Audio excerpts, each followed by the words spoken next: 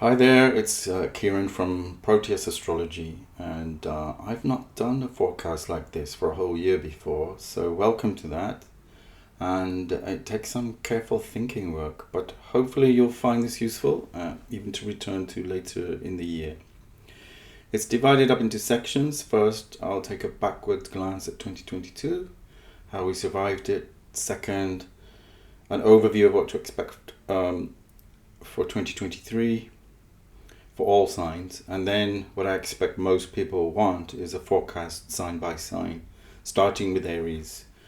So if you'd like it more month by month, start at Capricorn and then work through, as that way you'll see some of the major aspects each month. Remember that each sign overlaps the calendar months, so I've taken Aries as April, Taurus as May, and so on, even though this sign begins in the previous month. There's a written version if you prefer that, which has hyperlinks, so please like, share and comment, and thanks very much. Let's get started. So as a backwards glance, we made it through 2022 alive and with some semblance of wholeness intact. Well done. Still being here, living and breathing is an achievement. It was a traumatic year in which all the seismic fault lines that separate people into false categories were rattled to capacity. We were steered and controlled through divisive narratives which pushed ideologies over genuine ideas and reasonable debate. There were many egregious attacks on ordinary people, both physical and psychic, and we were forced to learn to consolidate and cultivate our inner defenses for physical and mental health. The eclipses in October-November were particularly nasty as they opened the door to multiple challenges felt in the areas of banking, but also personal and emotional issues. The FTX scandal broke at that time as well. We still will feel the reverberations from those eclipses for a while yet. The two phases of the Jupiter-Neptune conjunction were all pervasive, as I predicted. Perhaps you didn't pay attention, as this energy was deceptive. It came on us like a seeping fog. This conjunction was active during April and November, and it wore away at all the personal boundaries. This could have forced a deep immersion in the collective stew of private-public mergers that is going on, and into the deep end of dis and misinformation. Not for the first time, but this time more openly than ever, governments across the world appeared to openly nudge their own people towards centralized control. And oh, what a tangled web they have woven to entrap us. All the documents revealing these plans and machinations have surfaced now, so there is plenty of evidence for it. It is difficult to deny any longer, unless of course you prefer a different version of reality, which is your choice. And you cling on to that, but some might say that's a denial of abuse and trauma wounding. Many, it seems, do prefer not to question anything, as it's extremely painful to do so. It's a complex situation, but consider that it could be a kind of Stockholm syndrome, where the abused continue to support their abusers, and few feel able to stand up and declare it as wrong. Moral turpitude is also a strand stirred up in the cauldron here, as many are profoundly confused about what's going on and what to do about it. Their lack of ability to think critically and see through the lies is another form of self-sabotage, as is the information overload and the multiple parallel narratives, all very difficult to deal with. That Uranus clashing with Saturn energy the whole of 2022 provoked many uprisings across the world, in Canada, Holland, Brazil, which failed to get attention due to censorship. The world is a mess for a multitude of reasons, but that Neptune-Jupiter conjunction in 2022 either freed you from illusions or bound you more than ever to those same illusions, maybe even some new ones, so that you became ever more victim to them. That's the pain of the Neptunian attachment. It operates like a cult or like a drug addiction. In April, I said more people than ever would be exiting the planet, as it was in the last decan of Pisces, the death and transformation decan, which is Mars ruled. Unfortunately, that turned out to be true, with an alarming prevalence of stories entitled "Died Suddenly." The lack of proper explanation for these deaths should be massive cause for concern. But to me, the loss of so many young athletes, the fittest of the fit, is utterly tragic and still not explained. There are so many questions still lingering in the air, ready to go off like gunfire. But one is, do you relate to the real or the representation of the real? This is crucial to discern and understand. Zen Buddhist monks ask, is it the moon itself or the finger pointing to the moon? The label which tells you that it is the moon is not the experience itself, as Alan Watts explains in his recorded lectures. Which do you worship? Consider that if your actions are based on the representation of the real, and that often comes in digitalized form, what does that say about you? Would you be willing to admit any mistakes? Is your grasp of reality sound or not? Much of 2022 was not easy to digest, and I, along with many others, did not always have a good time of it. There were highs and lows, of course, and it is wise to take the view that the sweet is always accompanied by the bitter. And life is about enjoying the contrasts. We get a mixed bag. Pure good can lead to evil, and pure evil can tip over into good. But I'm glad 2022 is over. The mess left behind is not so good. It's laden with problems to solve, so we have to face up to them. I'm not fond of having to be pushed around by collective hysteria and psychosis, nor am I happy that our lives are being determined by the flow of dark money and orchestrated chaos. We all deserve better than that. But the real pollution is the media, the negative side of Mercury, you could say, which is the trickster with his dark relationship to figures such as Papa Legba, misleading us in our key decisions, good and bad. Most people I speak to say that they have been through the rack in 2022 somehow and are getting by day, keeping themselves together. But that in itself is a success.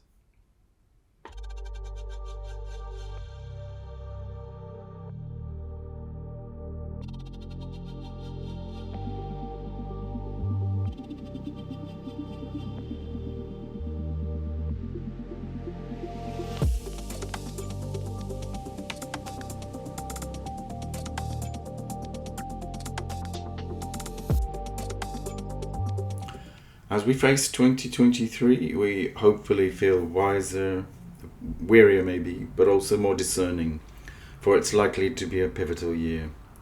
So I've been studying the runes, and I did a rune cast on what to expect from the character of 2023. And the rune that showed up was Peorth, which means the unknown. This rune could be likened to a dice cup, but it's linked to Scorpio. And I think that means it could be a year when a lot of mysteries or unresolved problems are explained or revealed. Secrets definitely come to the fore this year. What has been in the dark, and that's a lot of stuff, may now come to light, or more of it. And we shouldn't worry really, according to the interpretation of this rune, as what emerges may be good for us in the long run. And even though that may include a few shocks and surprises, and even some risk to us personally or personal discomfort, the outcomes should be more authentic in the end. So Mars went direct on the 12th of January, and Mercury goes direct today, which is the 18th, which coincides with the Sun conjunct Pluto. So this is quite intense energy moving forward. And then there's a new moon in Aquarius, a supermoon, and then Uranus stations direct on the 22nd, which is the Chinese New Year. So there's a lot happening this week, and to me that really marks the beginning of the year. The Chinese New Year is of the Water Rabbit, which is interesting as it cycles back to the year 1963. For anyone born then, this is the return to the year of the Water Rabbit. There's no doubt about it. We're going to feel this as it propels us forward massively with acceleration. The next booster will be in March. But we've been through quite a long period of retrogrades, so we have learned those lessons and hopefully distilled the knowledge we needed, as both Mars and Mercury retrograde was a bit of heavy going. And we may be ready now to move with plans, even if it's a reversal of what we said or thought before. What's interesting is that with 5 moons that started in 2022, are all at 0 to 1 degree. So that's a series. It's quite unusual, and it marks a phase of new beginnings at that degree. So whatever the old guard would have us do may be shifted away, I think, because it's all focused on the new. There's a lot of freshness coming our way with these new moons. And a collapsing of the old barriers, maybe, but as I think we can see, the disintegration of the monetary system is breaking down a lot of our institutions and causing lots of confusion. But it could be said that also that this chaos of the last 2 years is a smokescreen for the fact that the money system is toppling from the levels of debt. It comes in spite of what appears to be intense level top-down control of the public, sometimes with little respect to due process, consultation, or human rights. And so I'm personally hopeful that these new beginnings mark the stage for a clearing away of all of that, although I don't think it will be easy. Also, the full moon, 7 of them occur mid-sign, that's middle degree. So if you've got any degrees at that sign, you will know that you're pretty determined, somewhat stubborn, but that you get the job done. That's what that degree signifies. And so with all these full moons, I think we'll be in the thick of it for sure, but the determination to proceed through to do what's necessary will be very high as well. So we've got these major shifts in 2023. They affect the collective and not just individual signs. So expect more turbulence, and it will all start happening faster very soon. Just be aware, I think, of what's yours and what's not yours. And I don't think that is a selfish thing. We have to distinguish between collective trauma, which is one thing, and personal issues that come up due to our particular psychic DNA.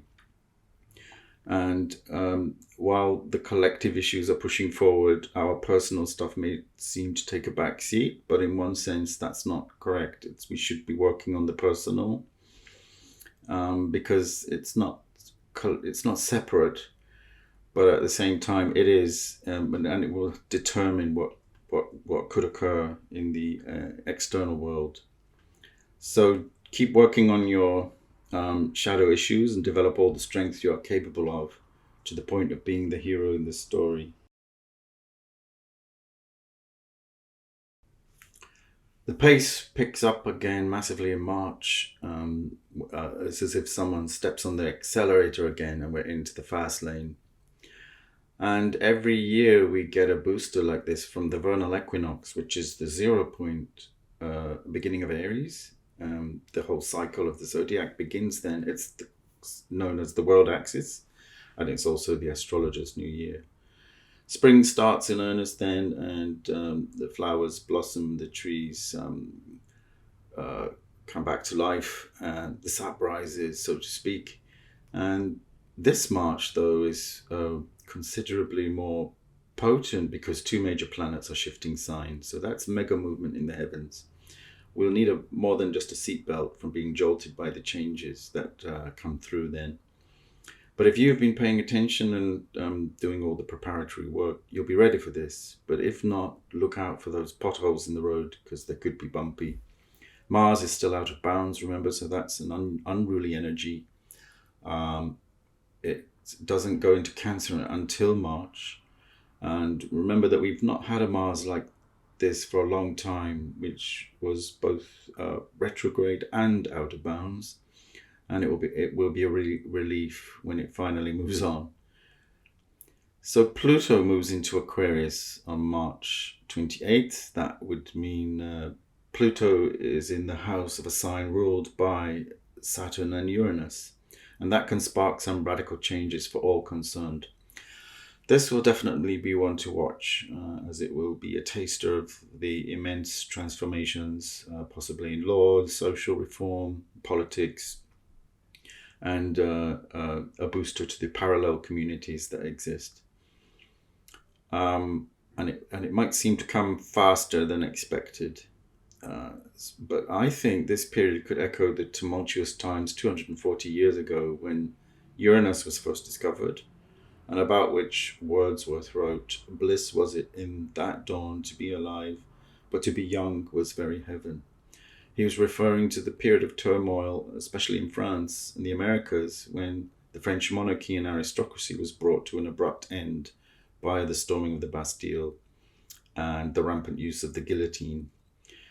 And it's worth mentioning because starting with William Blake, Shelley, Byron, Coleridge, and Wordsworth, all poets, could be considered seers of a type. We're all children of the Revolution. Their harping back to the land of Albion was not just romanticism, but an opposition to industrialization and the mass age that was hinted at by Uranus being in Taurus, where it is now. And by the time of the French Revolution, Uranus had moved into Gemini. So there was an explosion and dissemination of ideas about liberty, equality, fraternity, and the rights of man. We had Thomas Paine in that era as well. For good or ill, it did not turn out so well in practice, but it cleared away centuries of abusive top-down hierarchies. Uranus is poised to leave Taurus and enter Gemini in 2025. So it will be there again in 2 years' time, at the same time that Pluto is in Aquarius. So Uranus was discovered in 1781, and Pluto was at 6 degrees of Aquarius then. So this is a full circling back to that revolutionary era with this placement of Pluto. It most likely will affect the collapse of the old systems and the massive dissemination of new ideas. So 2023 lays the groundwork for this, with a brand new phase of power shifts to the point where power could go back to the people, or at least there is a potential for that. The other big movement is Saturn moving into Pisces on March the 7th, so that comes first. We'll only see it move through the first 7 degrees of Pisces in 2023. So look for those degrees in your own chart. This could lead to the dispelling of illusions, as Saturn's the hard taskmaster who asks us to question the ideas we cling to. And it's a wake-up call to anything cultish, illusory, that has an imperative to rip the band-aid off all the claptrap. It could lead to a massive influx of new artworks and creative projects, but they have to be realistic and constructive. So I think sculptors and architects or spatial designers could come to the fore here. Saturn is the master teacher, master builder. And it's where the rubber hits the road, at the point at which the real and the unreal meet, as I was mentioning before. Those boundaries could be sharpened up, and all the porous areas that came in last year with the Jupiter-Neptune conjunction could be identified and sealed up or reconstructed.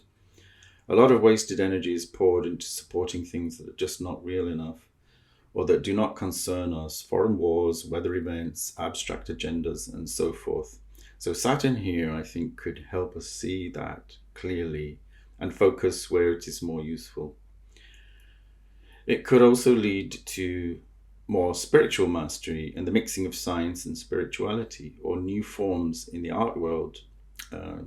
What Fritjof Capra achieved with his book, The Tao of Physics, comes to mind. The fusion of science and mysticism.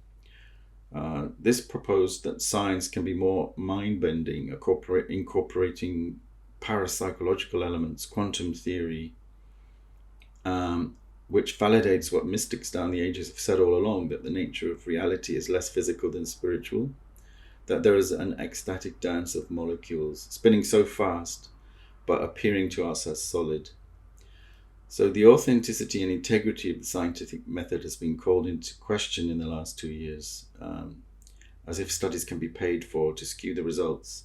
So the empirical method is no longer empirical, and that will not add up to authentic science. So Saturn here, I think, could make science real again by calling into question all the distorted results and forcing researchers to become accountable. Saturn forces a growing up, so there's a sense on a personal level of taking responsibility finally for your life path and your personal God connection. Saturn in Pisces is also very good for anyone doing yoga, and I've written about this. It is good to establish that regular practice and make asana part of your routine. The discipline involved is always just showing up on the mat, but it may mean that you break through the pose that always held you back, and you finally master it.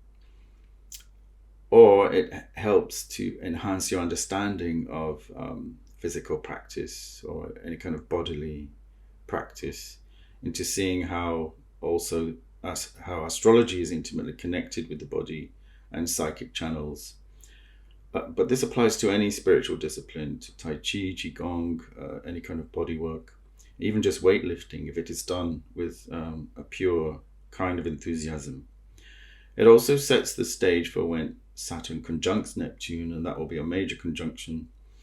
Saturn goes close to Neptune, but then as it reaches the 29 degrees of Pisces, the last gasp, exit, and end point of the entire zodiac, it basically goes through to the 0 degree of Aries, and they go in together on the 14th of February 2026.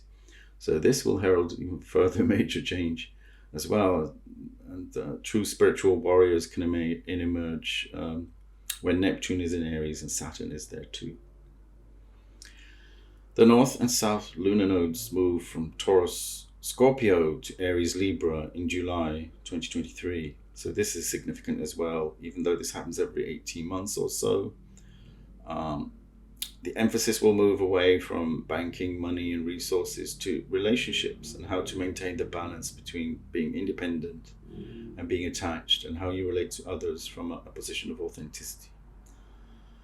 There are 4 eclipses happening in 2023, and they usually come in pairs. The first pair is April-May, and then another pair is in October.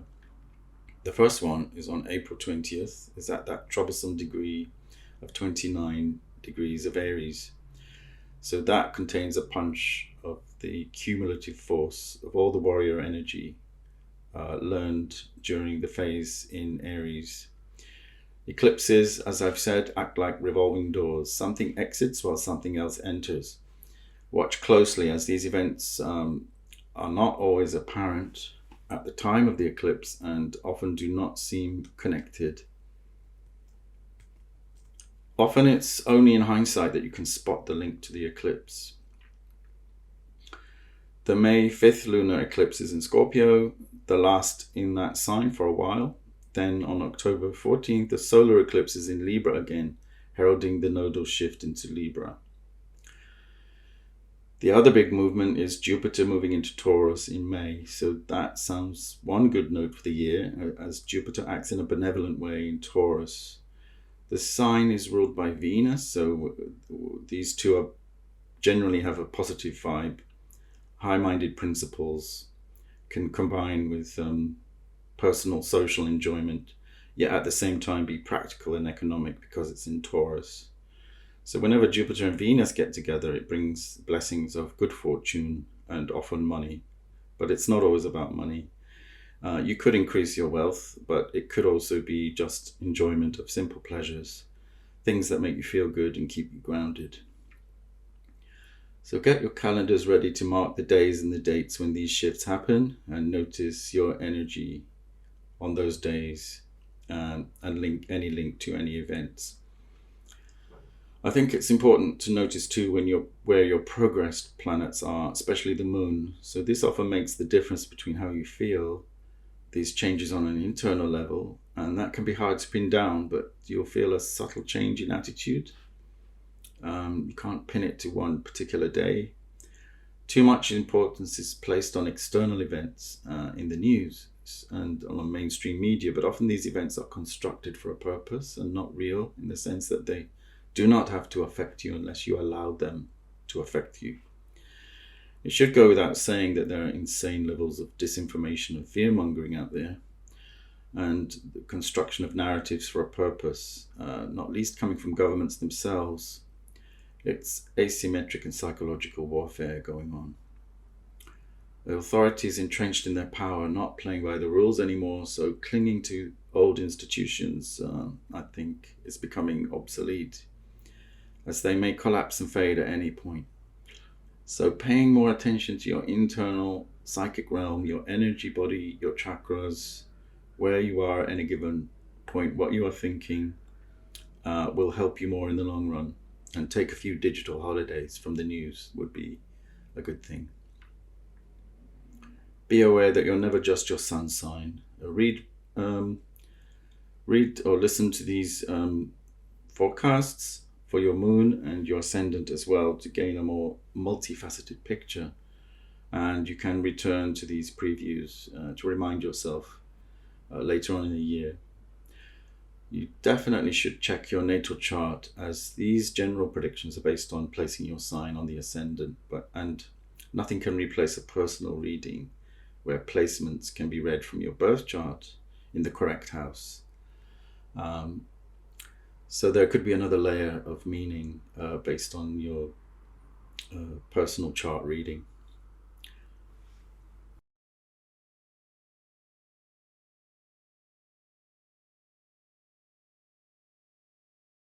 So these are the individual forecasts running through the Zodiac from Aries to Pisces. So please use the timestamps to locate your sign and look at more than one sign, of course, for greater detail. So we begin with Aries. So for Aries, sun or rising sign, Jupiter is in your first house at the beginning of the year, putting wind in your sails for any resolution, especially if it is a new gym routine or a physical training goal. Better and more strategic exercise routines may be in order, or even getting a personal trainer. This is especially so when Mars, your ruler, moves forward on January 12th. Whatever your plan, get started and stick with it. Jupiter is there until May. So that's a breezy start to the year, and it may slow down after that as it moves into your second house, changing the focus to your self-worth. It may bring a bit of luck your way too from this time on, so just keep any gambling under control or any risk-taking impulses. So keep it all in check. You still have Chiron in your sign, moving fairly slowly. It doesn't move out of Aries until 2026, so be aware that vulnerabilities may still keep niggling away at your ego and identity, asking you to reevaluate your position in the world on a deeper level, and possibly triggering where you feel most sensitive. But take stock of all the lessons to be learned from that. So while Chiron is there, it's a good time to journal and acknowledge any weaknesses. Perhaps they can be turned into an amazing healing, and those flaws can be turned into talents. The flaw that brings in the light somehow can be real and not just poetic understanding of personal trauma. But often it means that we feel attacked on an ego level or feel alienated because of the effort it takes to self-heal. This applies to all those who have Chiron in Aries and or in the first house natally as well. The sun enters your sign on March 20th, and that heralds the spring equinox. So that is always a supercharged time of year, bursting with energy, and it's worth celebrating. Mars has been retrograde in Gemini for months, and it's finally gone forward. So look to where this is happening in your personal chart, but generally speaking, it might have shown up as obstacles, or it might show up here as obstacles among siblings with rivalries flaring up, or in communications generally where you have reached an impasse with certain people not communicating anymore. And that can be released from deadlock now, and the relief may be palpable. It moves out of Gemini to Cancer on March 25th, just at the point where everything else is happening. So energies become more centered in emotional realities from then on. Mercury is also traversing your sign from March 18th. So there may be heightened communications during this time. It even conjuncts Jupiter on March 28th. So watch out for a gossip explosion on that day. Perhaps keep some things to yourself at that time. But the main thing is the attention is on you in March and April, and it's high peak. And you'll feel the most energized probably than the whole of the year. Venus also enters Aries on April 11th, so that's another guest in the house, keeping you very busy with social contacts and engagements. There could be some fun during this time. When Saturn moves into Pisces on March the 7th, it will have a big impact on the collective. It may not appear to affect you at all, at least not obviously, since it resides in the 12th house, your 12th house. So its effects may be more subtle and subconscious, with luminous authority figures appearing in your dreams. But it can definitely stimulate your dream life, bringing a greater interest in tracking your dreams or in lucid dreaming training, where you become a kind of psychonaut. Or you feel the need actually to organize a retreat or squirrel yourself away into the woods to restore peace, or do a Vipassana practice, being silent for 10 days. At the very least, it will stimulate your imagination to be constructive about your art projects. This stays in position until 2025, when Saturn moves into your very own sign of the warrior. So get ready for that, which happens May 25th, 2025. Perhaps use this period when it's in Pisces as a gentle preparatory mode for the tough boot camp that comes when the elder trainer Saturn has to get the acolytes in shape for true mastery. There will be nothing fake then, as Saturn hates fakes. With Pluto moving into Aquarius, it may affect you in the area of groups or social contacts. There might be a greater interest in joining local groups or taking part in campaigns that become more urgent and transformative. Again, look to where Aquarius is in your personal chart for sharper detail as to how this will manifest. If, for example, it's in a fiery house, the 5th or the 9th, then it can impel you to more revolutionary or rebellious thoughts, and that might take you by surprise. When Jupiter moves into Taurus in May, it could feel good for you as it presides over your 2nd house and may bring some opportunities to increase wealth and security, but you will have to work on your self-esteem to establish that new level of security. It could easily get out of hand. When the nodes shift into your sign in July, the spotlight focuses upon you again and your pioneer spirit, obliging you to take action that pushes you beyond your edge. And that might seem ultra challenging, but it will trigger more of your ability to accept life's journey, where you might have to step up as leader and do something for others. They will remain there for 18 months. So the North Node will cross over any planets in your sign, including your Sun. So something usually fated happens when you get this kind of aspect.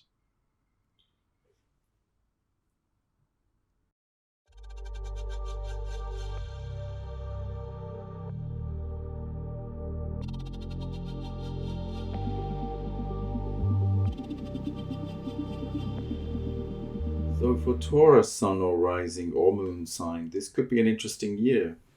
Better get ready, as Jupiter is gearing up to move into your sign, but also the nodes move out of your sign. So that's quite a good trade-off. Jupiter in a sign ruled by Venus augurs well for an expansion of all the good things.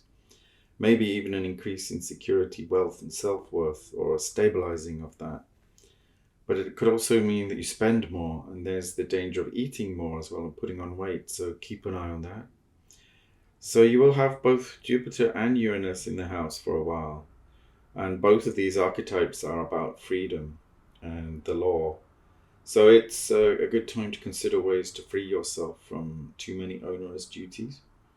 It could mean an influx of the brighter and bigger and more innovative ideas about how to move your life forward. Jupiter will stay in Taurus until the 25th of May 2024, so take advantage of its presence here while you can. On September 5th, However, Jupiter retrogrades in Taurus from 15 degrees of Taurus, that middle sign again, a middle degree again, and back to 5 degrees. So anyone with planets at these points, take note, as the impact will be greater for you. There will be some backtracking to whatever occurred when Jupiter was at 5 degrees. And all those cherished travel plans and legal cases may be on hold for a while. Things will not move as smoothly forward. One glowing element I also see for you Taurians may be that since Venus is the ruler of Taurus, you might also feel blessings from when it moves into Pisces on January 28th. Venus is exalted in Pisces, so that gives a lighter touch to her activity there. It's nice to have your ruler in such a heightened position, and love may become more elevated, elusive, and idealistic for you, or your standards go higher. Or there is the desire for mystical unions. But it could also make you idealize love and romance to the point where the daily reality can never satisfy you, as your desires go beyond this 3D world. This Venusian tendency to spiritualize needs channeling into creative pursuits and inspiration for artwork or beautifying your surroundings. This feeling only lasts until February 21st, when Venus moves into Aries and takes on a spunkier, feistier expression. Venus finally gets to your sign of Taurus on March 16th, and this is the time for organizing parties, events, meetings, buying new things for the house, or doing some beauty treatments and pampering of the body. She's moving quickly, however, and only stays there until April 11th, so enjoy those blessings while you can. There will be a penumbral lunar eclipse of the Sun in Taurus and the Moon intercepted by the Earth over the Moon in Scorpio. This is on May the 5th. Eclipses are the revolving doors of the cosmos and are mind-boggling in scope, just thinking about the rotation of the alignment of the Earth, Moon and the Sun to throw shadows around and block each other out. They are linked to the nodal points, which are thankfully shifting from your sign in July. Eclipses are not to be underestimated, and you may not notice what's being sucked in or out of your life until it's too late to do anything about it. The reverberations and aftershocks of eclipses can be felt by all signs, however. Venus trines Pluto on April 11th, which lends power to your sign in a harmonious way, increasing the depth of enjoyment in any social event you pursue. And Venus enters Gemini in that same day, so it may show up more in the world of communications. That day could be luminous indeed, as the Sun conjuncts Jupiter as well, making it a bright and shiny statement for all to increase hope, optimism, and faith in the future and of what is happening in your sign. Could give you a wonderful booster to expand your frame of reference. Pluto in Aquarius for you might be slowly but surely bringing about a transformation of your public reputation and of what kind of career you wish to have. There may be many changes in this arena over the next few years, and you may end up in a completely different role than the one you started out with. Saturn moving into Pisces for you might mean it brings more realism into which groups you wish to belong to and how much you can commit to any of them. It may increase the seriousness of your humanitarian concerns. Just be careful not to impose your ideas on others. There may be a paring back of all that you do for social groups. The lunar nodes moving into Aries, Libra in July will be a relief as they move out of your sign. This removes some of the challenges you felt about money over the past 2 years, and hopefully you will have all that sorted by now. This feeling of benevolence will have the last gasp and could become exaggerated when Jupiter conjuncts the North Node on June the 1st.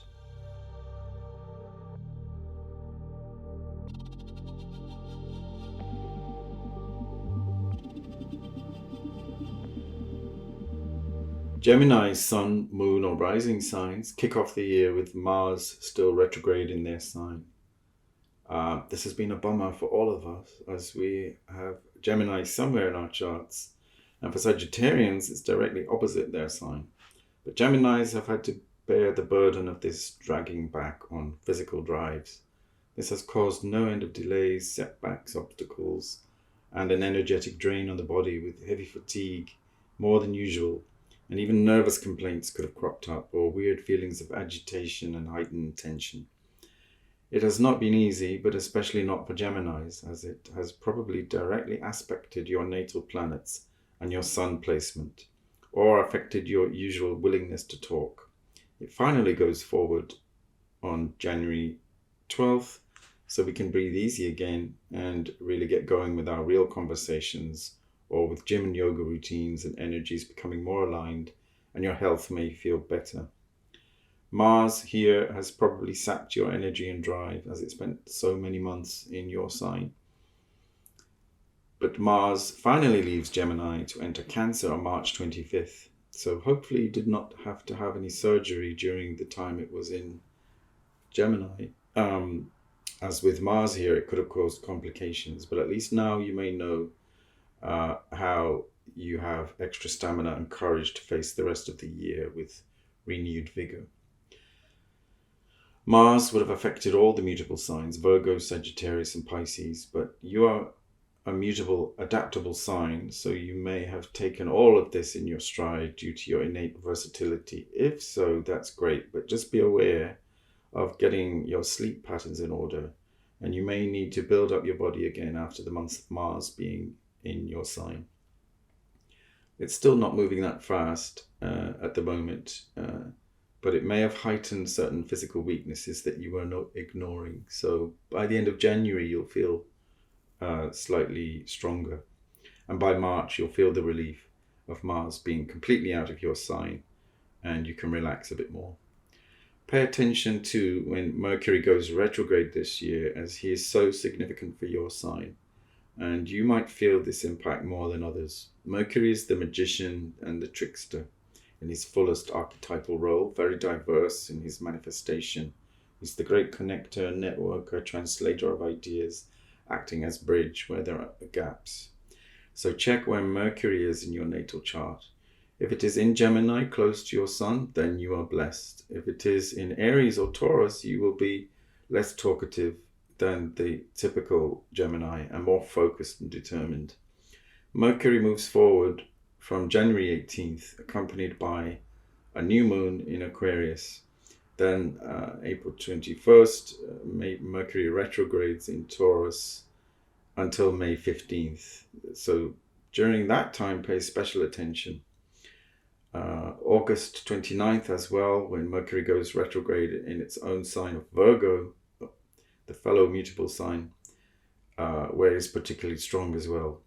And then again it moves forward in September the 15th. The final Mercury retrograde period for 2023 is from December 13th, starting in Capricorn and moving back into Sagittarius, then moving forward on January 2nd, 2024. During all of these times, expect delays and don't be surprised if any travel tickets have to be renegotiated or corrected or plans changed. Pluto moving into Aquarius for Geminis might herald the return of the need for long-distance travel or a deep re-evaluation of principles, beliefs, and philosophies. Saturn moving into Pisces might bring a sense of realism in your work and reputation. Either you are obliged to work a lot harder, especially if it is for artistic pursuits, or you become a workaholic and have to cut back on work commitments. Saturn will do an audit of your work sector. With Jupiter in Taurus, however, you may have inspiring dreams that guide you in your choices from the hidden realms. When the nodes move into Aries and Libra, it may encourage you to do more work through groups that you belong to, and relaxing into too many fun times may not be the best to fulfill your destiny. So focus where your energy is most needed.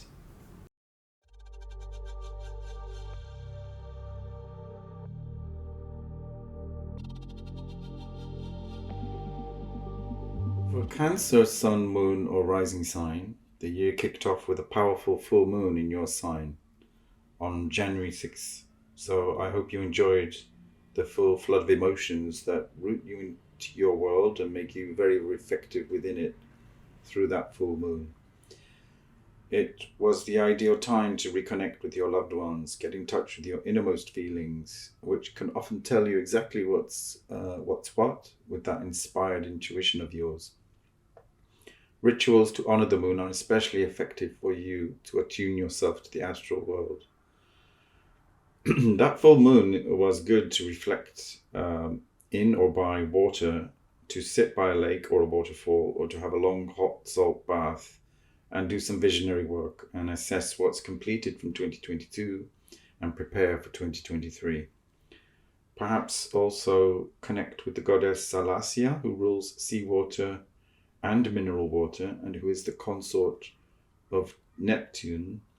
Salacia rules the shimmering reflections on the water too. The full moon was at 16 degrees mid-sign, so very determined to reach its goals. And it was trine to Uranus, which brought maybe some fresh ideas and was connected to the fixed star Sirius. Mars was in Gemini for several months, which means it has been exhausting you in the bedroom, hopefully in a good way and not violently, but stimulating your subconscious. It enters your sign on March 25th, just after the vernal equinox, and stays there the whole of April. Mars is not always so happy in Cancer, and his hot-headedness can produce a bit of steam as it tries to express itself directly, but often gets thwarted. But it could bring about some extra needed physical stamina to you. Just beware of overreaction or of any irritation, inflammation, especially if the sun is in your 6th house. But Mars in your sign is a pep-up, even bringing in an extra zing to your fitness schedule and an ability to get things done in the day. Mars moves on into Leo on the 21st of May, so it expresses itself in a more playful, boisterous manner in that sign. You probably feel eclipses more than most, as each one involves one or more of configurations of the moon with the Earth and the Sun. So these are in April and May and on October, November.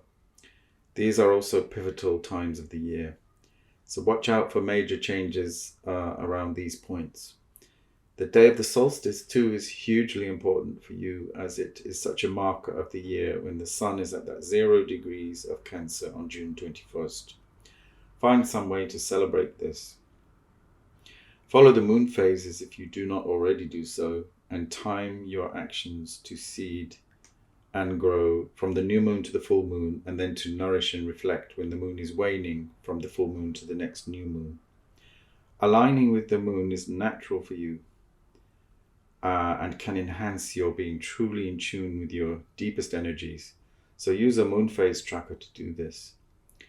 When Pluto moves into Aquarius in March, this could bring about major transformations in shared resources or through deep bonds and partnerships. But Pluto, just be aware, rolls back and forth over the 0 point of Aquarius a few times, hovering over that 29-degree point. So if that opposes any planet or point in your sign, it could be a very testing period where lots of things culminate in challenging ways. With Saturn in Pisces, however, it brings about a reformulation or a tidying up of all your beliefs, where you might adopt a stricter morality in those beliefs or follow laws and principles in a way that you did not do so before. But it also might inspire you to be more creative in the spiritual arts. The North Node is moving into your 10th house area, which points you towards a change in career. And if you can muster the energy to do that, over-reliance on staying at home, though, may become a comfort zone. So keep in mind to rethink your career is the real challenge.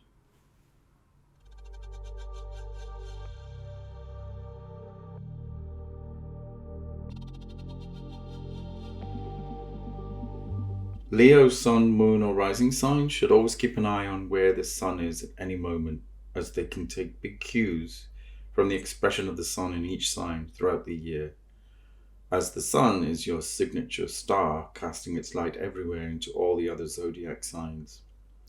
In a way, Leos encompass them all, and as it is the sun's path that is celebrated through the zodiac wheel. And when we have Leo.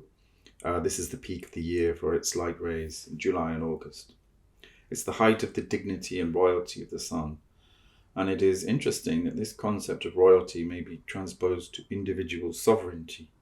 That's like a little bit of Leo in all of us that establishes the need to take charge of our own souls and to be king or queen in our own domain and to be in service to none. The equinoxes and solstices are also important for you, as these are the marker points for the sun entering the cardinal signs Aries, Cancer, Libra, and Capricorn. But the big arrival this year for Leos is when Venus shows up in your sign on June the 5th. She is going all the way almost to the end of your sign and then retrogrades back. So that means intensive Venusian rethinks may be required, not just of Leos, but from all of us, if we know where Leo sits in our charts. But Leos in particular, this will impact you, as you would have to be on the alert for when Venus conjuncts your Sun and any other planets you may have in Leo in your natal chart, quite possibly Mercury too. Venus retrogrades are hugely important and not to be overlooked as some second-class Mercury retrograde. The impact can actually be much more profound. Venus here is very comfortable and expressive, quite dynamic, especially through artistic expression, singing or dancing perhaps. Performers shine with Venus here. But there is some reevaluation needed that could bring about a drama of some kind where you have to go back and sort things out that were not sorted out the first time around. The degrees she traverses are from 28 degrees Leo back to 12 degrees. So check if you have any planets at this range to see what the more detailed story could be about. There is a full moon in Aquarius on August the 1st. Aquarius is your opposite sign and may appear to lack the feeling that you have in your personal splendor.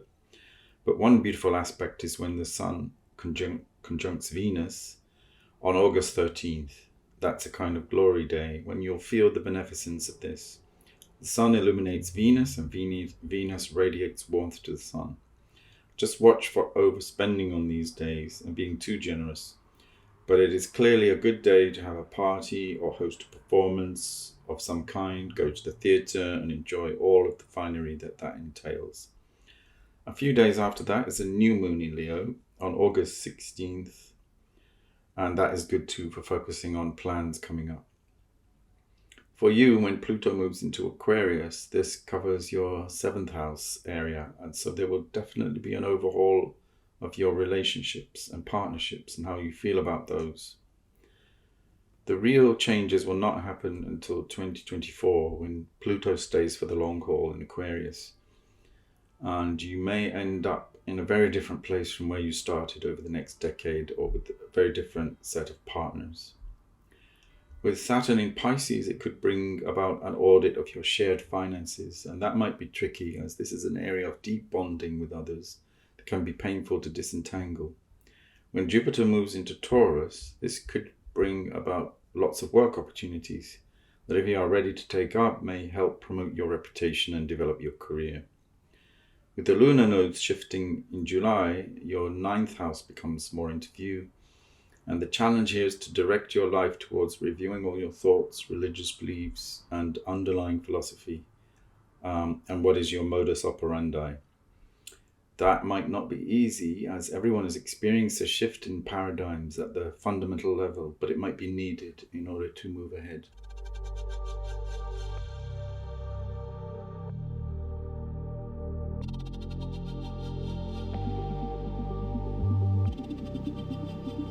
For Virgo, Sun, Moon, and Rising signs, this year is as full of change as it is for everyone else. But Virgos have a resourceful way of managing very well on very little.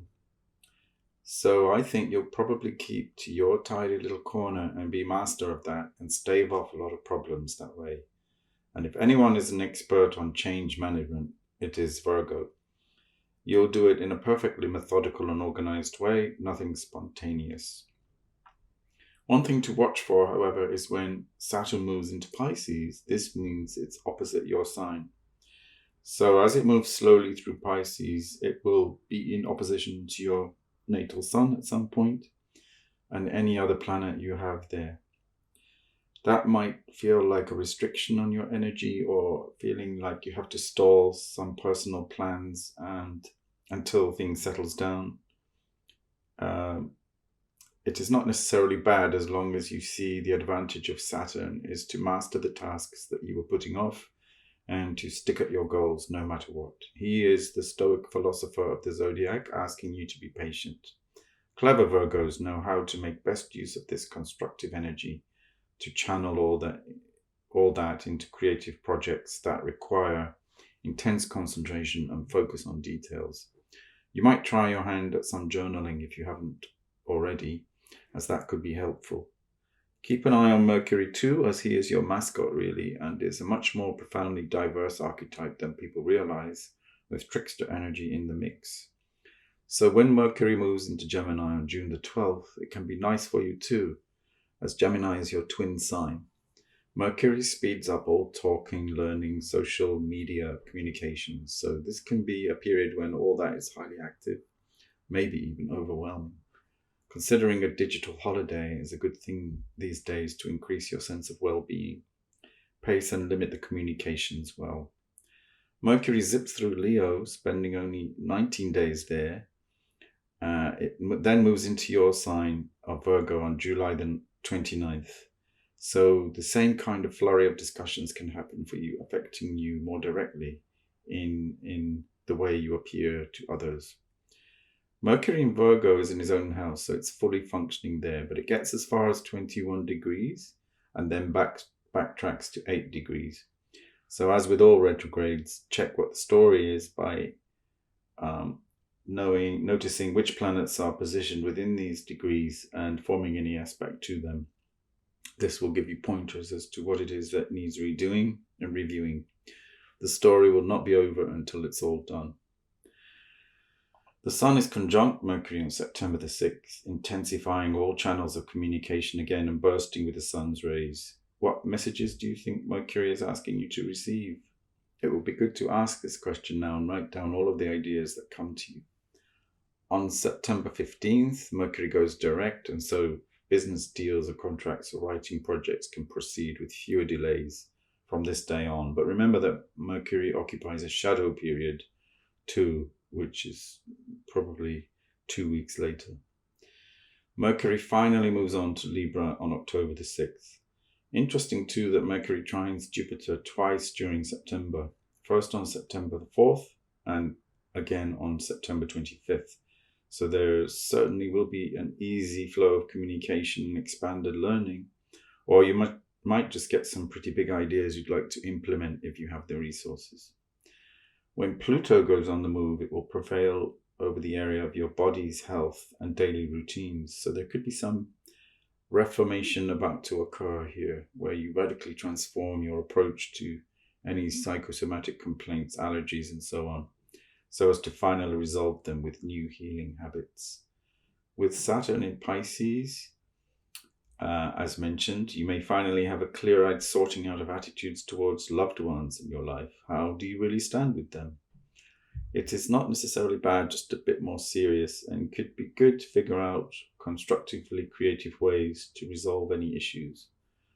When the lunar nodes move into Aries and Libra, the North Node moves across your 8th house.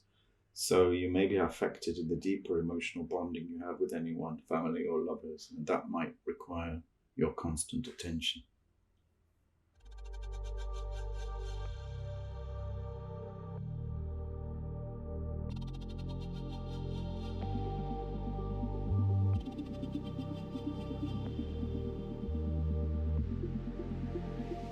For Libra's sun, moon, or rising signs, Librans may have felt restless while Mars was in Gemini.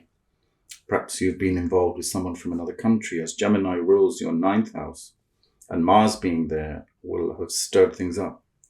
Relationships are always important to you, but during 2022 and into 2023, the importance of your partners and mates comes much more strongly to the fore.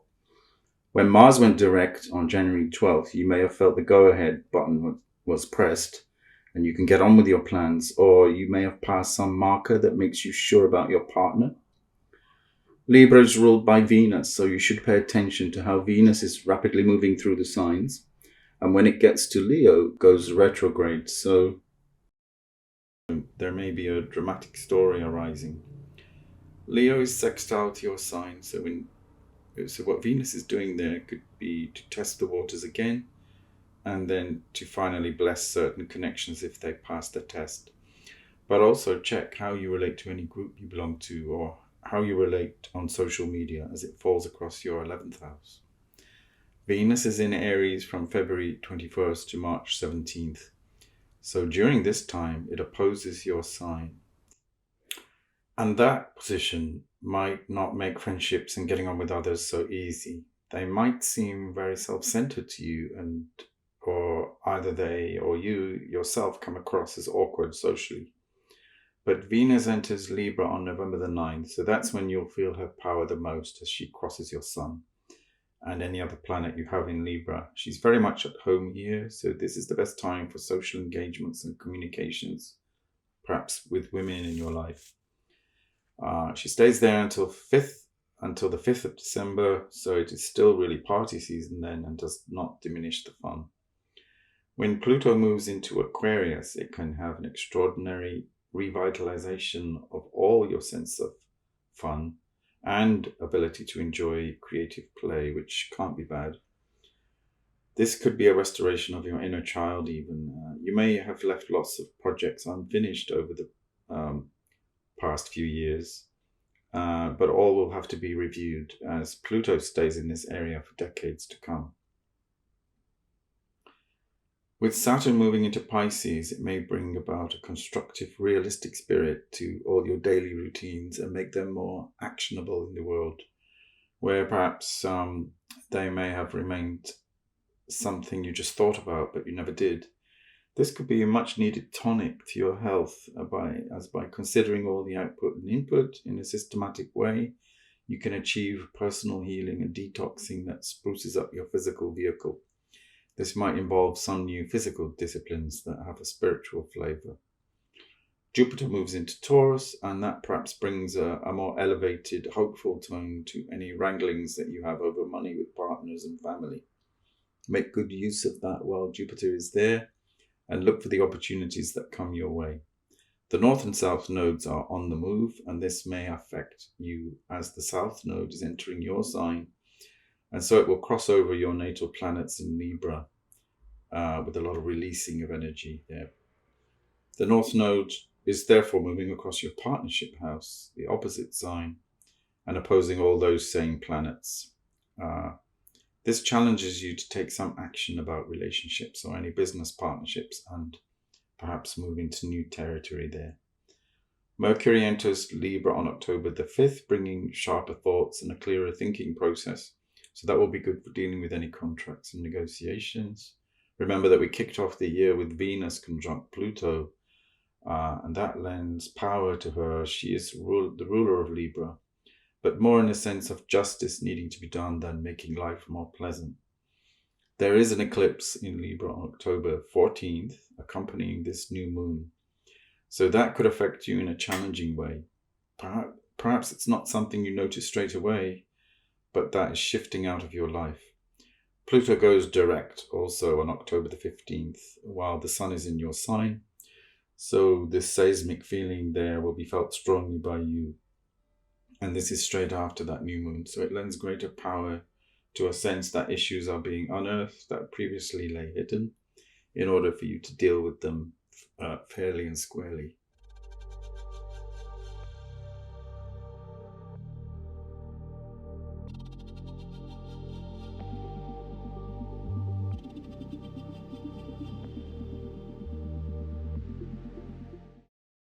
For Scorpio, Sun, Moon, or Rising signs, it should be a reasonably good year since you are always prepared for change and your sign represents that ability to do all the internal work of transformation. So you are already steeled against the changes more than most and understand the alchemical processes needed that are tough to go through, but like a snake shedding its skin renewed from letting go. The traditional ruler of Scorpio is Mars, so take note of the position of Mars this year as it traverses signs from Gemini to when it enters Scorpio on October the 12th. It is mostly in direct motion from January 12th, so that's better for all of us, and you'll have direct access to your physical energy. But also be aware of your modern ruler, Pluto, who is on the move this year. So this will affect you directly, even though it moves into Aquarius for a few months, a kind of preview, and then back into Capricorn to return for a full stay in 2024. You would have felt Mars in Gemini backtracking from October 2022 to January 2023 quite deeply, and you will have felt this as transformational in some way. It may have included some surgery perhaps, or an accident that forced you into actions that enhances your life in ways that will set you right for the years ahead. There may have been arguments about inheritances and shared resources within the family, and that's all been very intensely conflicted, with some arguing, but possibly deepening bonds too, as a shared crisis increases understanding on deep levels. Pluto goes back into Capricorn in July, but then goes direct again on October the 15th, around the time of the eclipse. And that might feel like shifting things forward. This might be in relation to where you feel most secure, where is your home, and how you relate to your ancestors. But at least the nodes are moving this year out of your sign and into the signs of Libra and Aries. So that could be a kind of relief. And all the impact on your money and savings, all the reevaluation you had to do there over the last 2 years while the nodes were in your sign may feel finally that you have landed in a more secure place. You have been forced to reassess all your resources, shared or otherwise, and you feel you are in a better situation now to consider how your relationships matter to you. This new phase of the nodes by July will challenge you to face up to the little details in your daily routine and make that your sacred path, as it is often the mode by which all greater things in life can be achieved. So attention to cleansing, purgation, healing modalities, massage, and other touch and holistic therapies will be important. Perhaps do more research in this so that you can pioneer new methods and sit back and rely much less on your previous habits to carry you through as they did before. Something new has to emerge here. When Saturn moves into Pisces in March, it could trigger a renewed interest in your creative pursuits. It brings a constructive feel to this side of life, a weeding out of what's not necessary, and a strong focus on what can be made manifest in the world. A greater mastery of the skills needed to play that instrument or paint that picture or write that story. While your sense of playfulness might take on a serious tone, it still does not prevent you from creating something, perhaps with a more spiritual theme. Saturn goes direct from 0 of Pisces, while the Sun is in your sign, which augurs well for movement ahead and having more fun. That's on November the 4th. With Jupiter moving into Taurus, this can bring about a huge sense of the benevolence of lovers who can provide you with the blessings any relationship thrives upon.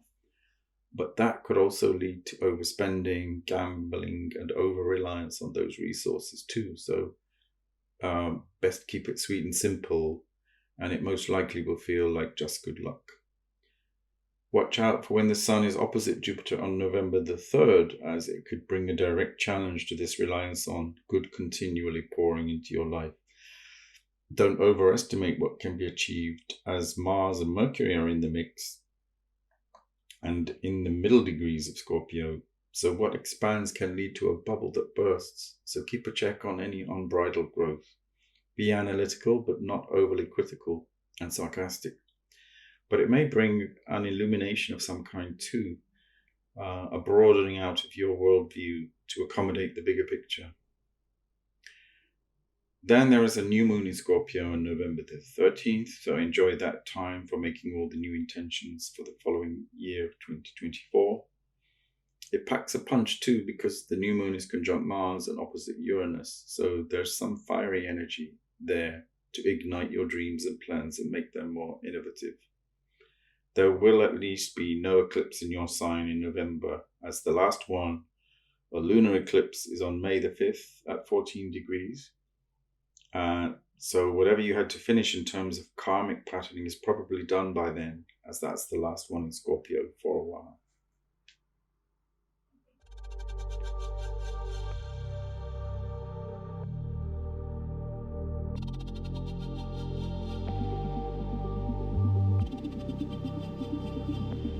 For Sagittarius, Sun, Moon, or Rising signs, the year begins with much accumulated hindsight and wisdom.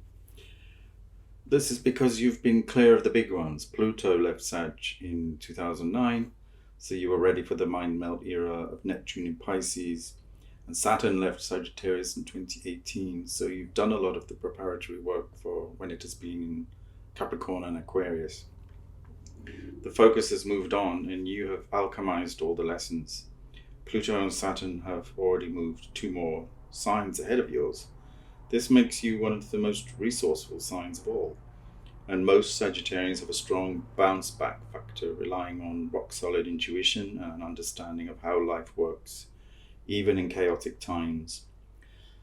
You have learned a lot of the hard lessons from the years of challenges, so make sure you use that innate philosophy in 2023.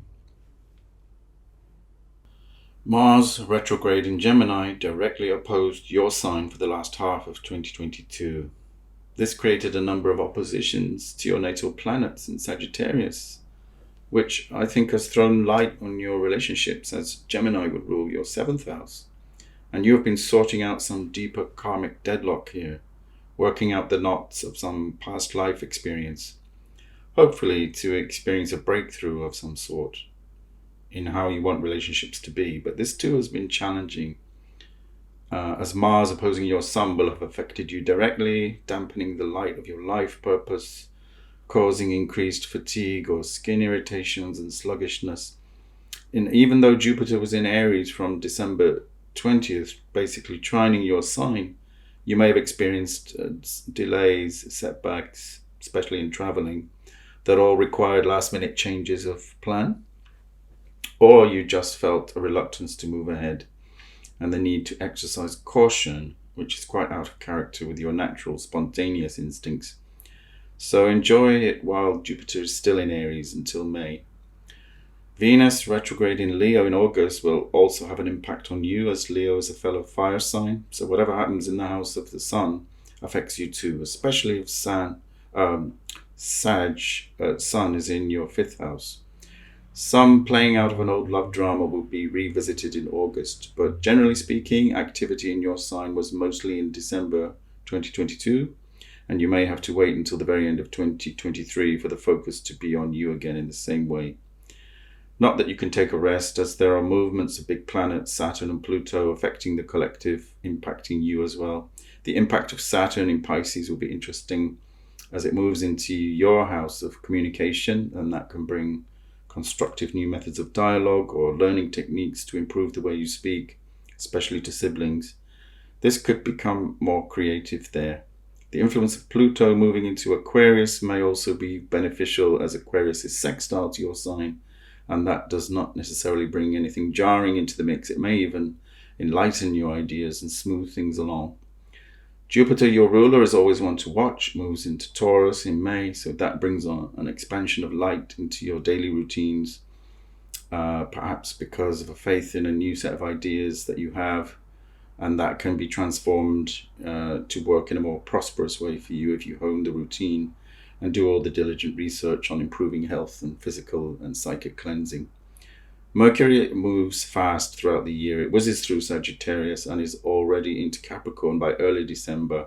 However, it will retrograde on December 14th, while in the early degrees of Capricorn, and then going back into Sagittarius. It crosses all the degrees it traversed before going into Capricorn. So this could be across your Sun and Mercury most likely. So watch for where Mercury revisits these planets and what the messages are that seep through. Is there anything you have to redo, research, or revise relating to your hopes and plans? This will be the time to add more details to those plans in case you overlooked anything in your haste to move on. There is a full moon in Sagittarius on June the 4th.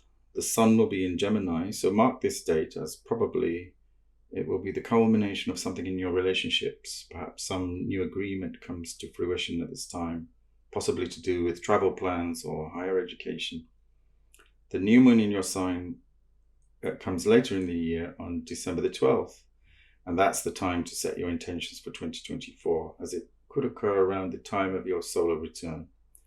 Check any planets that are aligned to this moon for a more detailed picture of what's to come. Venus enters Sagittarius on the 29th of December, just in time for the new year, so that could be nice for any celebrations and parties you have planned in any adventurous location you might be in. The new phase of the lunar nodes will ask you to look at the communications area of your life, from basic talking to your family, and how you construct your worldview based on which philosophies you buy into. It might be time to rethink those deeper held beliefs to see if they have passed their sell-by date. And that's the challenge for you, as you may think that you have learned a lot, but there's always more to learn.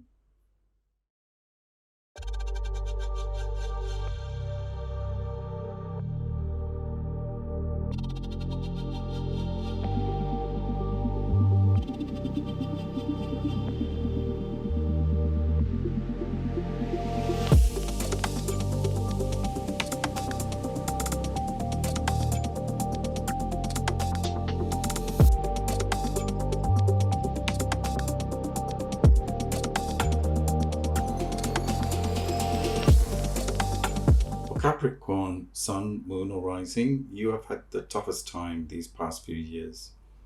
And perhaps that is all culminating now as Pluto is grinding over the last and most challenging degrees of your sign, forcing out all the toxic investments and arrangements and anything that lacked integrity, and bringing to light any issues that no longer work or have to be abandoned. Many of you have experienced financial losses and blows to your organizational capacity and your sense of security in the world. But this acts as a psychological transformation of immense power to change the way you look at the world. Pluto moves in and out of Aquarius in 2023, but then leaves Capricorn finally in 2024. Then the yoke on your shoulders may feel somewhat lifted, and the alchemical process it has wrought to your deeper self may reach its final equilibrium, and the outcomes will finally be achievable. But most of the activity in your sign will still be operative until November of 2024, as Pluto traverses that 29-degree point several times over. The Sun is conjunct Saturn, your ruler, on February 16th, and this could seem like a dark day, but it is sobering you up to face more realities. Not that you ever avoid them, but the tasks may just keep mounting up and feel oppressive. Just don't let it hold you back completely. Let it be temporary only, and take assessment of things on this day in readiness for moving forward again on more secure footing. Saturn wants you to learn the lessons, and that's a good in the long run. Saturn is on the move into Pisces on March 7th, and so this could be a lot lighter for you, offering a softer Saturn, a more Neptunian version of the hard taskmaster. The impact of Saturn in Pisces will be interesting as it moves into your house of communication and can bring constructive new methods of dialogue or a softening of your style in commerce. Or you may learn techniques to improve the way you speak, especially to siblings. It may be the art of saying less, thus making words have more impact. That could become more creative as you learn to master new things. Saturn, however, goes retrograde on June 18th. He only goes as far forward as 7 degrees of Pisces, going back to 0 degrees. So check if those degrees have any significance for you in your natal chart. Do you have any planets in Pisces that your ruler Saturn wants you to pay attention to? Is there a story to tell there? He goes direct again on September the 5th, going right back over those same degrees. Pluto is moving into Aquarius, which might be a relief for you to have another sign bear the burden of Pluto doing all its excavations, but it only lasts for a few months. And in some ways, you're not out of hot water, as Pluto in Aquarius can still be relevant for you, as it is part ruled by Saturn, along with Uranus.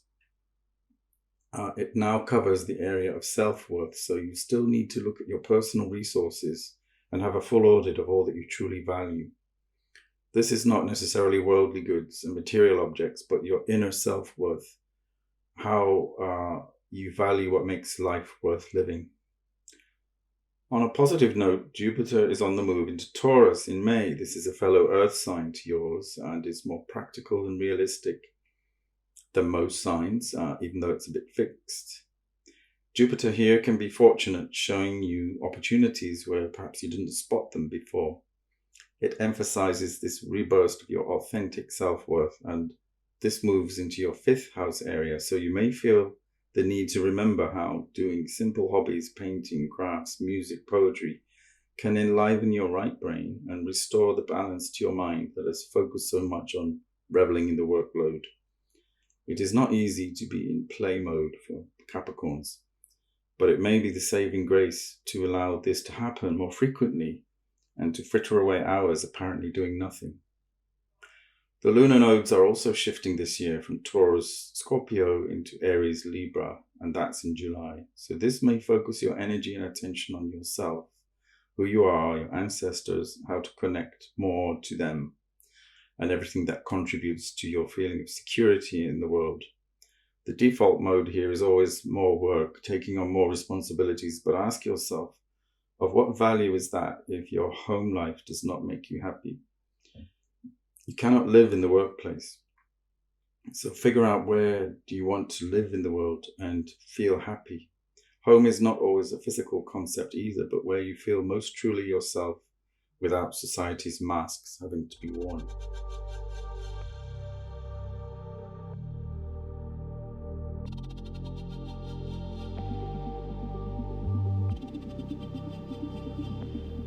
For Aquarius, Sun, Moon, or Rising signs, 2023 is another year of concentrated focus on all the progressive ideas and humanitarian concerns that Aquarians love to discuss.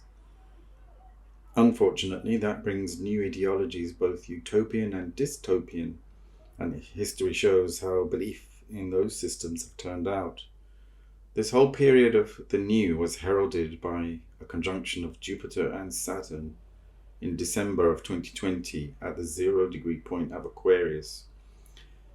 I managed to see this both with my own eyes and through a telescope, and it was incredible, as I could see the moons of Jupiter and the rings of Saturn very clearly. It is as if Aquarius is center stage now, with all the talk of the age of Aquarius, and that technology rules our world is made very evident every day. While Saturn was in your sign over the past 2 years, we saw the increase in the top-down imposition of ideas over the public. The masses were subject to excessive rules and regulations. The rule of the collective is that it overrides the rights of the individual, and here's the paradox for Aquarians and all of us actually.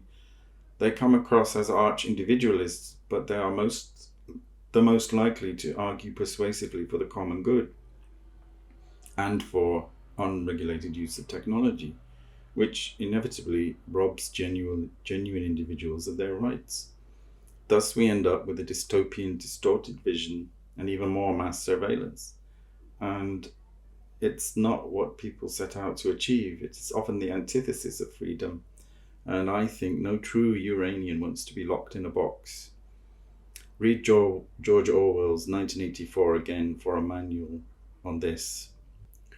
The focus shifts somewhat this year too for you, as Saturn moves out of your sign on March 8th and into Pisces. Can you breathe a sigh of relief yet? Well, not really, as Pluto is on the move as well and enters your sign on March 28th.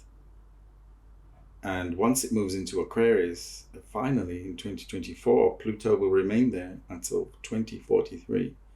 So gear up for some transformations that pull you down to the roots of who you are and may have you reevaluating everything, leaving no stone unturned in that radical rethink over the next few decades. You'll be a changed person by the end of it, perhaps not living in the same place at all or believing what you used to believe. It could even affect the way you present yourself to the world, your dress sense and appearance as it connects to your first house. This will affect the collective mostly, but Pluto in your sign will challenge you to deal with the deeper, darker archetypes that often remain hidden, but also during this long phase will come to light for alchemical treatment. So do check which house that Pluto is in your natal chart for a clearer picture of which area of life this will manifest most. With Saturn, it's moving towards your second house area in March, so you can bring about a re-evaluation of your self-esteem and personal values. It is best to keep things simple here, not to overcomplicate this process. It may be needed, and it will bring with it some level of creativity where you try out new action plans. With Saturn in the sign of Pisces, it can soften the effect of Saturn, so he is less like the stern master, but at the same time it can harden up some of the disciplines needed if you are pursuing a regime or discipline. I think achieving a balance of these two opposing forces and resolving this tension could be successful if you are willing to be patient and diligent in working out how to do that.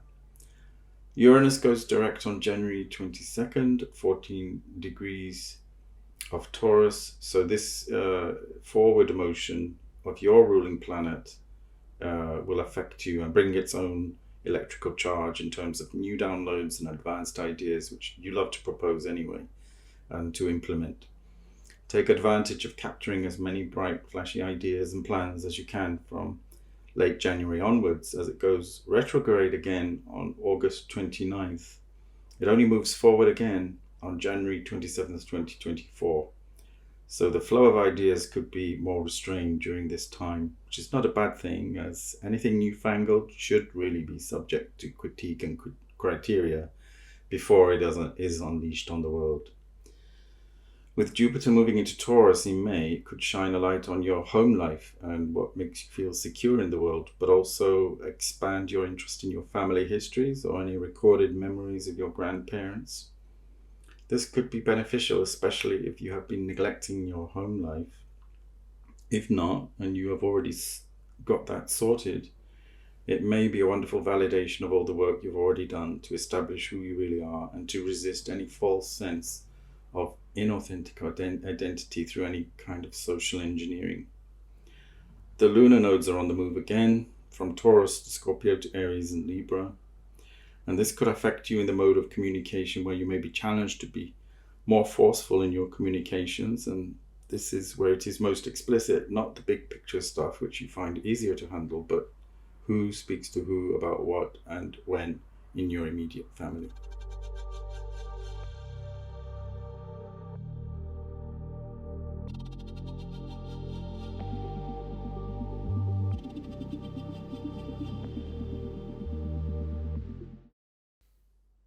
For Pisces, Sun, Moon, or Rising signs, Pisces has had Neptune wearing away at the concreteness of the world since 2012, and had one of the most illuminating conjunctions of the era in your sign in 2022.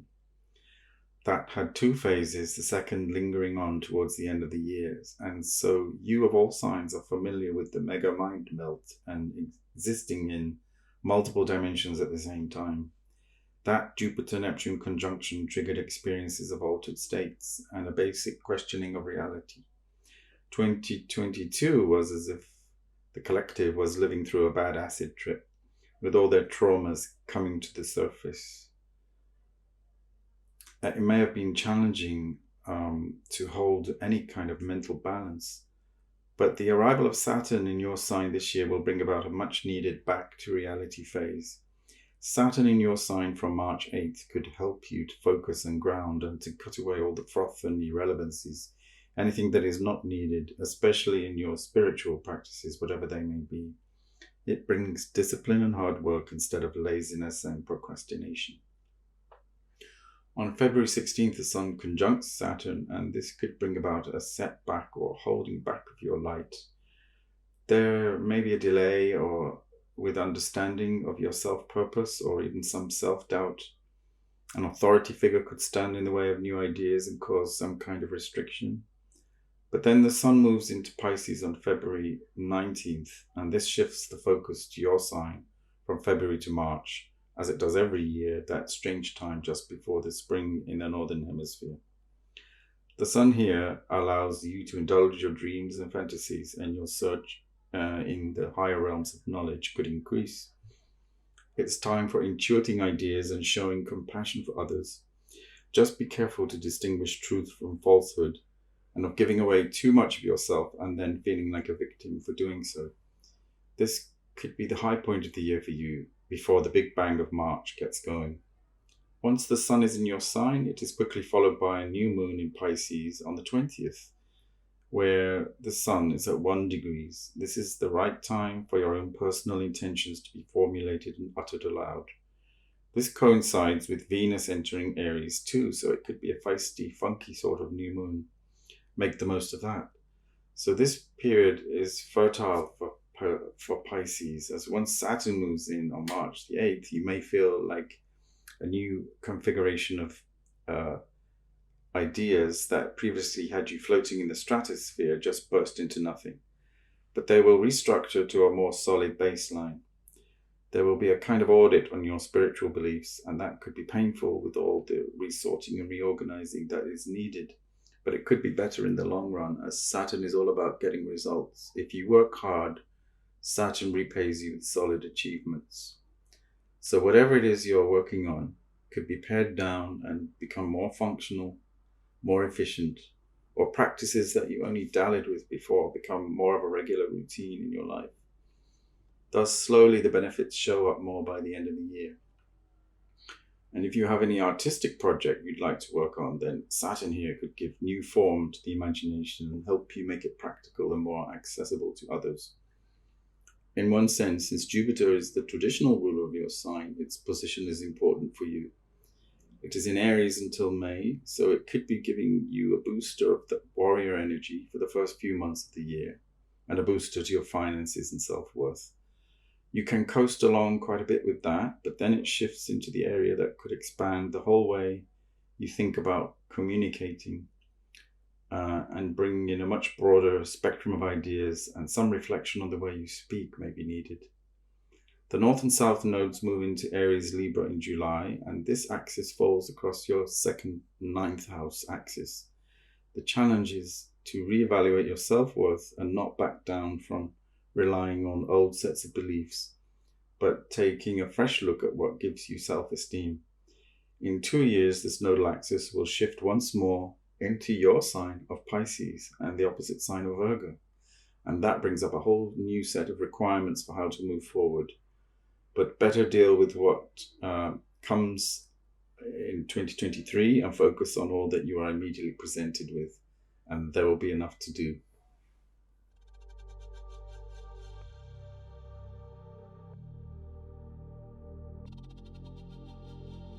So if we take the view ahead, the main thing in 2023 is that it's a powerhouse of a year.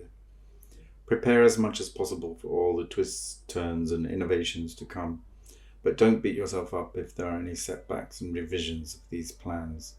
This is a year to review your life purpose, make serious plans Capricorn style, and to cut away all that's unnecessary. Use Occam's razor to boil everything down to what's important for you, and only do what matters based on that. To take on more than you can chew would not be a good idea.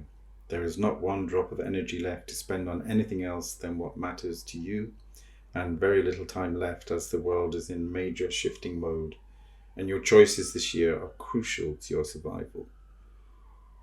Another factor to activate your plans is that during the period of forward-moving planets, that's the time to get things done that require all the initiative, the startups, moving house, reorganizing your life, releasing yourself from old commitments, etc.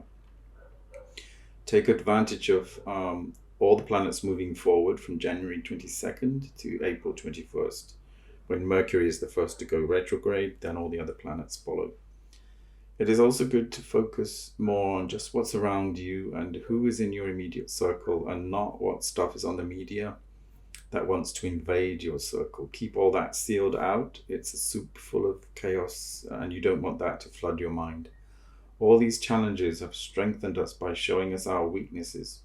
But one of their priorities would be clearing your psychic channels, your chakras, and doing all your energy work, whatever that is for you, even if it is just walking the dog and getting a breath of fresh air. This will allow all that is suited to your path this year to magnetize more easily towards you. The body is a fine instrument and vehicle, so it has to be toxin-free, exercised, and watered with clean water as far as possible for all the potentials to manifest and for it to play the music. Jung said in Mysterium Conjunctionis, when there is a light in the darkness which comprehends the darkness no longer prevails. This to me is quite an important idea. So hold on to the light and let it absorb some of the obstacles, and it won't ever be as dark as it seems before it happens. So let's get on with 2023 with both a sense of where caution is necessary, but also some hope and optimism. And I hope you have a great year. Just one final note is that in the slides there are far more aspects shown than I had time to mention, as this became a very long video. But hopefully you went to your own zodiac sign and you didn't have to listen to all of it. I focused only on the main ones, but that's useful as a reference to go back to. So thanks for listening, and if you want to get in touch for a personal reading to understand all of these cycles better and in more detail, please email me at eusastroprotonmail.com. That's eusastro@protonmail.com, or via my Facebook page. I'd love to hear from you. So until next time, have a great year.